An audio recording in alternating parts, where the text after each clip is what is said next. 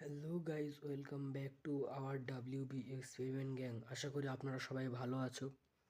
আজকে আপনাদের দেখাবো একটি সায়েন্সের ম্যাজিক এবং ধরতে গেলে একটি ট্রিক।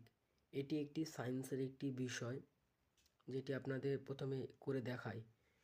প্রথমে একটি পেন নেবেন, পেনটিকে আপনাদের মাথায় ঘষে নেবেন। আমি আমার মাথায় ঘষে নিচ্ছি। ঘষে নেওয়ার পরে পেনটিকে কাগজের উপরে রাখুন। গাইজ দেখছেন, আমি আরেকবার ঘষে নিচ্ছি, আপনারা ভালো দেখতে পাচ্ছেন।